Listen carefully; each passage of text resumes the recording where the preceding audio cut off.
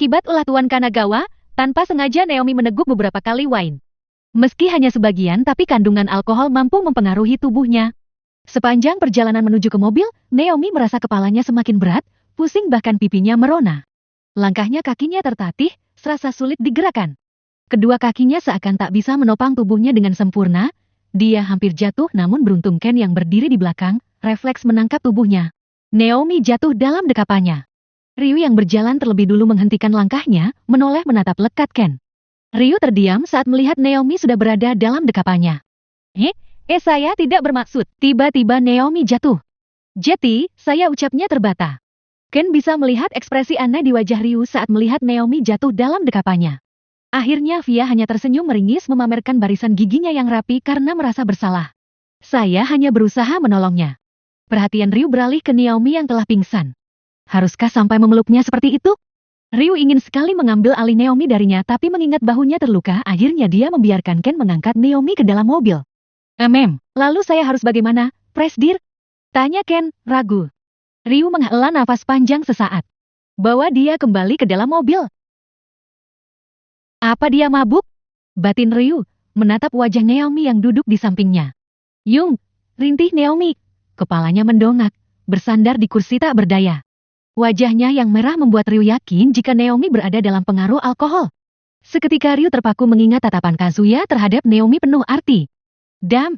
Geramnya, seharusnya Ryu tak membiarkan lelaki itu mengetahui keberadaan Naomi karena bisa dipastikan Kazuya akan menargetkan Naomi untuk mengganggu dirinya. Setelah mengetahui Ryu memenangkan tender dari Tuan Kanagawa, maka perselisihan di antara mereka semakin memanas. Frustasi, Ryu memijat keningnya. Menoleh sedikit menatap wajah Naomi. Seharusnya aku tidak membiarkan lelaki itu melihatmu. Frurung. Mobil melaju dengan cepat ke jalan raya. Sesampainya di depan rumah Akane, Ryu segera turun dari mobil. Berjalan ke sisi lain hendak membantu Naomi turun tapi ternyata Ken terlebih dulu di sana. Kenapa? Kau ingin menggendongnya lagi? Tuduh Ryu. Tidak, Presdir. Tapi kalau Presdir memaksa, saya bisa apa? Lagi pula, bukankah bahu Anda masih sakit? Ken langsung terdiam setelah mendapat lirikan dari Ryu. Setelah menghela nafas panjang, Ryu membungkuk saat hendak membangunkan Naomi. Naomi, bangunlah, kita sudah sampai. Perlahan Ryu menyentuh pipi. Naomi tak bergeming, hanya sekilas melenguh menggerakkan sedikit tubuhnya. Naomi, kita sudah sampai di depan rumah. Bangunlah. Bisik Ryu. Naomi, apa kau akan terus tidur di sini? Sekretaris Ken, apa yang terjadi? Tanya Akane yang baru saja datang setelah mendengar suara mobil. Nona Naomi sepertinya mabuk. Mabuk? Iya, Presdir sedang membangunkannya. Naomi, bangunlah, atau kau ingin aku membangunkanku? Ryu terus berusaha membangunkannya. Mendengar suara berat Ryu masuk ke dalam mimpi, Naomi akhirnya terbangun. Maha. Siapa? Rintihnya. Matanya terasa berat, pandangannya berbayang. Ryu, benarkah ini kau? Kenapa kau terlihat sangat berbeda? Astaga. Batin Akane. Naomi sedang mabuk, bagaimana kalau dia ngelantur dan mengatakan sesuatu yang tidak seharusnya? Kenapa? Tanya Ken setelah melihat ekspresi aneh di wajah Akane. Tidak ada. Akane sangat gugup. Iya, ini aku Ryu. Tidak ada yang berubah denganku. Ayo cepat bangun, Akane sudah menunggumu. Hehe. Kau pikir aku bisa dibodohi? Jelas-jelas kau sangat berubah. Kau tidak seperti Ryu yang dulu.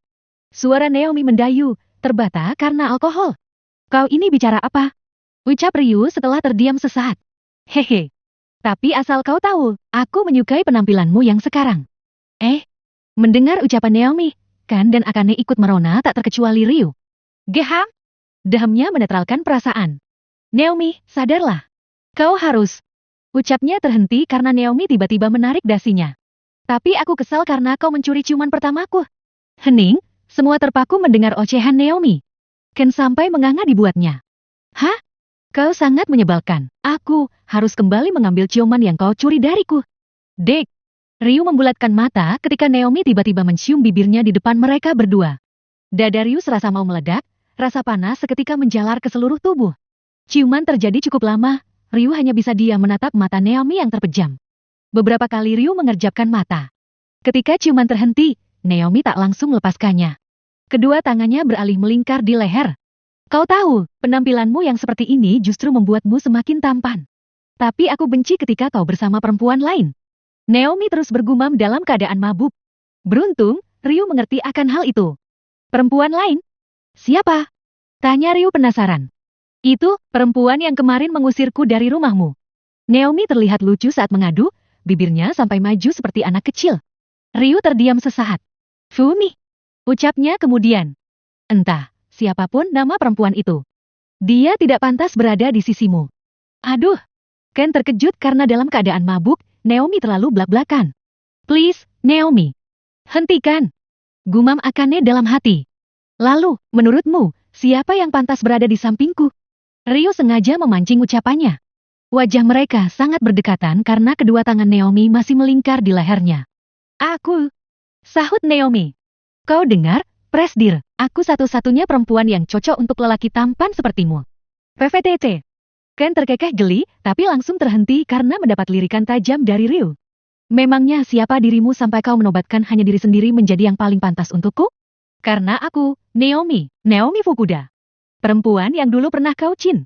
Ucapnya terputus karena Akane secara tiba-tiba menyerobot dan membungkam bibir Naomi. Naomi, sadarlah, apa kau sudah gila? Akane segera membawa Naomi keluar dari mobil. Maaf, Presdir, karena mabuk sepertinya Naomi jadi banyak bicara. Biasanya dia tidak seperti ini. Jetty, saya mohon maafkan tingkahnya malam ini. Akane segera membawa Naomi masuk ke dalam rumah. Selamat malam, Presdir. Sampai bertemu besok di kantor. Jangan lupa mimpikan aku malam ini. Seru Naomi. Langkahnya tertatih. Diam bodoh, saat kau sadar besok kau pasti akan menyesali semuanya. Geram Akane. Ryu terdiam menatap kepergian Naomi. Siapa perempuan yang bersama Naomi? Dia, Akane. Tim marketing di perusahaan. Ryu terdiam mendengar penjelasan dari Ken. Kepalaku pusing sekali. Naomi akhirnya terbangun dari tidurnya. Kau harus bersyukur karena hari ini libur. Kalau tidak kau pasti akan malu bertemu dengan Presdir. Sahut Akane. Kepalaku serasa mau pecah. Hah, memangnya apa yang terjadi semalam sampai-sampai aku harus malu bertemu dengannya? Kau mabuk dan hampir saja membuka identitasmu di depan Presdir. Hah, benarkah? Untuk apa aku bohong? Berterima kasihlah padaku karena cepat-cepat menghentikanmu. Tapi, ada satu hal lagi yang kau lakukan dan kau pasti malu jika mengingatnya. Hah, apa itu? Cepat katakan. Naomi terus mendesak. Kau mencium Presdir semalam. Hah, yang benar saja. Untuk Allah aku bercanda. Haduh, mampus aku. Mau taruh di mana wajahku saat bertemu dengannya nanti? Lupakan saja, sekarang mandilah. Aku akan mengajakmu ke pasar malam. Kau benar-benar menyebalkan. Barusan juga kau yang mengingatkanku tentang kejadian semalam. Kenapa sekarang memintaku melupakannya? Hahaha. Akane hanya tertawa. Sengaja agar kau frustasi. Ayo cepat, kita akan pergi ke pasar malam. Dad. Perhatian Naomi beralih ke ponselnya yang bergetar. Ekspresi wajahnya terpaku melihat nama Tuan Ogawa terpampang di layar. Terlanjur janji dengan Akane pergi ke pasar malam, Naomi akhirnya meminta sahabatnya itu pergi terlebih dulu. Sementara dirinya harus menemui Tuan Ogawa karena hal penting dan mendesak. Tepat saat itu di lampu merah, Ryu dan Fumi sedang dalam perjalanan ke suatu tempat. Perhatiannya mengarah keluar, tanpa sengaja Ryu melihat mobil ayahnya berhenti di depan sebuah restoran. Ekspresi wajahnya langsung berubah murung ketika melihat Naomi melangkah dari mobilnya. Aku tidak memiliki hubungan apapun dengan ayahmu. Sekilas ucapan Naomi hari itu melintas. Ryu semakin curiga dan tak percaya. Senyumnya impulsif. Merasa bodoh karena telah percaya dengan ucapan Naomi hari itu. Lampu merah menyala. Fumi terkejut saat Ryu justru memutar mobilnya dan berhenti di depan sebuah restoran. Ryu, kenapa kita kemari? Kau lapar? Tidak, tapi ada satu hal yang harus aku pastikan. Tak mau ambil pusing, Fumi akhirnya memainkan ponsel sembari menikmati lagu. Sementara Ryu masih diam, menatap tajam Naomi dan ayahnya yang duduk di sebuah restoran. Di balik kaca yang membentang luas, Ryu bisa melihat apa yang sedang mereka lakukan meski tak tahu apa yang mereka bicarakan. Hanya aku perempuan yang pantas berada di sisimu. Aku, Naomi Fukuda. Ucapan Naomi semalam sekilas membuat Ryu terlena. Tapi melihat tingkahnya yang bertolak belakang membuat Ryu heran. Pembohong. Jetty, kau ingin mengatakan jika kejadian di pesta malam itu karena kesalahan Tuan Nakagawa? Ucap Tuan Ogawa. Dia marah setelah mendengar insiden malam itu. Ya, putramu memukulnya karena dia membelaku. Cih, kau seharusnya merasa bersalah pada putraku. Bahkan di saat seperti ini pun kau membuatnya dalam masalah. Kesepakatan di antara terjadi ketika aku bisa membuat perusahaan baru itu berkembang. Itu semua tidak ada urusannya dengan Tuan Nakagawa dan insiden itu. Mereka terus berdebat tanpa tahu jika Ryu mengawasi di luar sana. Tentu saja ada. Sahut Tuan Ogawa. Aku menanam banyak saham di perusahaan itu, meski perusahaan itu ambil dari tangan ayahmu. Jika kau melakukan kesalahan dan membuat perusahaan itu bangkrut, kau tidak akan mendapatkan kembali semuanya. Naomi mengambil berkas di meja, tapi Tuan Ogawa menahan tangannya. Posisi itu jika dilihat dari luar, membuat Ryu semakin curiga dengan hubungan mereka karena ayahnya terlihat sedang memegang tangan Naomi tanpa tahu apa yang mereka perdebatkan. Ingat, berkas ini tidak akan berguna jika kau mengacaukannya sekali lagi. Ancam Tuan Ogawa. Hai, apa yang terjadi padamu? Sejak awal datang kau melamun terus. Akane memberikan sebotol minuman kepada Naomi. Mereka akhirnya bertemu di pasar malam. Meski hari masih senja, tempat itu sudah penuh dengan manusia. Tidak ada, aku hanya sedang memikirkan sesuatu. Kau memikirkan presdir lagi? Sahut Akane. Tidak, ini bahkan lebih mengerikan dari itu. Sudahlah, aku tidak ingin memikirkan itu lagi. Ayo, kita harus bersenang-senang hari ini. Mereka berjalan menyusuri pasar malam. Tunggu di sini sebentar, aku harus ke toilet. Akane berlari karena tak bisa menahan lagi. Naomi melangkah pelan, sembari menikmati es krim. Namun tubuhnya terpaku saat bertemu Ryu. Lelaki itu berdiri di depan mata, sekitar 3 meter jarak di antara mereka. Keduanya saling diam, menatap satu sama lain. Presdir, gumam Naomi. Lelaki itu mendekat. Kebetulan kita bertemu di sini. Ryu meraih tangannya. Ayo ikut denganku. Naomi terkejut saat Ryu menariknya paksa secara tiba-tiba. Plak! Bahkan es krim yang belum habis sampai terjatuh dari genggaman.